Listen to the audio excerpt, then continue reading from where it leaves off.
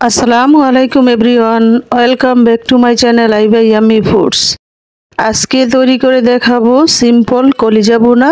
আশা করি সবার ভালো লাগবে, আর ভালো লাগলে আমার চ্যানেলের পাশে থাকুন, চ্যানেলটিকে সাবস্ক্রাইব করুন। চলুন দেখে আসি। এখানে প্রথমে একটা কড়াই বসিয়ে নিলাম, তার মধ্যে 2 চামচ পরিমাণ তেল দিয়ে দিলাম, একটা তেজপাতা দিয়ে দিলাম এবং দিয়ে দিলাম 3-4টার মতো দারুচিনি। আর এখন দিয়ে দিব 3-4টা পরিমাণ এলাচ। আর এগুলি দিয়ে এখন দিয়ে দিব 1.5 মুঠো পরিমাণ পেঁয়াজ কুচি এবং আরও দিব 1 মুঠো রসুনের কোয়া।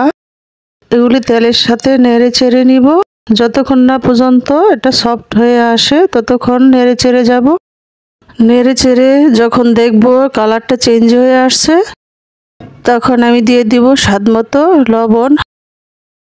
আপনারা আপনাদের পছন্দ মতো দিতে পারেন, কম বেশি করতে পারবেন।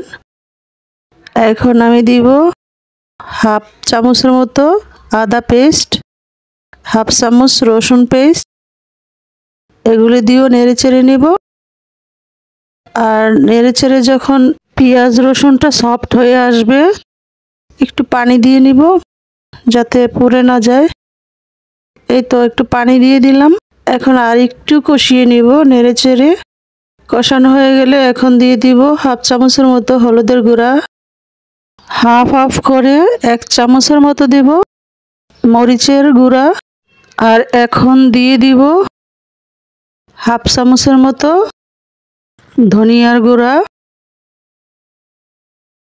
আরও দিব 1/2 চামচের মতো জিরার গুঁড়া। এখন এগুলি দিয়ে মশলাটা পেঁয়াজ রসুনের সাথে ভালোভাবে কষিয়ে নিব। এর জন্য একটু পানি দেওয়া লাগবে, একটু পানি দিয়ে দিলাম। পানি দিয়ে এখন মশলাটা ভালোভাবে নেড়ে চেড়ে দিব যাতে ভালোভাবে কষানো হয়।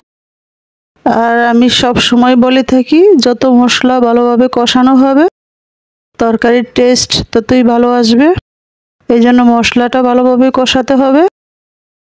আর এখন আমি দিয়ে দিব 1 কেজি পরিমাণ কলিজা। এটা পরিষ্কার করে ধুয়ে সিদ্ধ করে পরিষ্কার করে নিয়েছি, কারণ ভিতরে রক থাকে, সেগুলো সিদ্ধ না করলে এগুলি খোলা যায় না। আর একদিন কলিজা কিভাবে পরিষ্কার করে দেখাবো ইনশাল্লাহ। এই পর্যায়ে কলিজাটা দিয়ে ভালোভাবে মশলার সাথে মিক্স করে নিব। এখন মশলার সাথে এটা ভালোভাবে কষিয়ে নিব। এখন একটা ঢাকনা দিয়ে দিব আর কিছুক্ষণ পর পর নেড়ে চেড়ে দিব। এখন এই মুহূর্তে দিয়ে দিলাম 1 চামচের মতো শাহি গরম মশলা। এটা আমার কমেন্ট বক্সে মশলার লিঙ্কটা দেওয়া থাকবে, আপনারা দেখে নিতে পারেন। এখানে কিন্তু 3-4টা কাঁচামরিচও দিয়েছি ভেঙে টুকরো করে। সবগুলো মশলা একসাথে ভালোভাবে কষাবো যাতে মশলাটার কলিজাটা একদম ভালোভাবে কষানো হয়। এখন দিয়ে দিব সামান্য পরিমাণে পানি, দিয়ে আবারও নেড়ে চেড়ে কষিয়ে নিব। কষিয়ে নিয়ে এখন একটা ঢাকনা দিয়ে দিব আর কিছুক্ষণ পর পর ঢাকনা খুলে নেড়ে চেড়ে দিতে হবে। ফিরে আসছি কিছুক্ষণ পর। এভাবে করে আমি রান্নাটা কমপ্লিট করব যতক্ষণ না পর্যন্ত এটা সিদ্ধ হয়ে আসে এবং ভালোভাবে কষানো হয়। বারবার ঢাকনা খুলে একটু নেড়ে চেড়ে দিতে হবে আর একটু একটু পরে দেখতে হবে হয়েছে কিনা। যারা আমার চ্যানেলে নতুন তারা প্লিজ সাবস্ক্রাইব করবেন, আর যারা সাবস্ক্রাইব করেছেন অলরেডি তাদেরকে অসংখ্য ধন্যবাদ। আর যারা ফেসবুক থেকে দেখবেন পেজটিকে ফলো করে নেবেন, ভিডিওতে লাইক দিয়ে দিবেন আর শেয়ার করে দিবেন বেশি বেশি করে ফ্রেন্ডস এন্ড ফ্যামিলির সাথে। আর যত বেশি শেয়ার করবেন ততই ভিডিওটি সবার কাছে পৌঁছাইতে পারবে। এ পর্যায়ে কলিজাটা কষানো হয়ে গেছে, 3 কাপ পানি দিয়ে ঝোলটা দিয়ে দিলাম।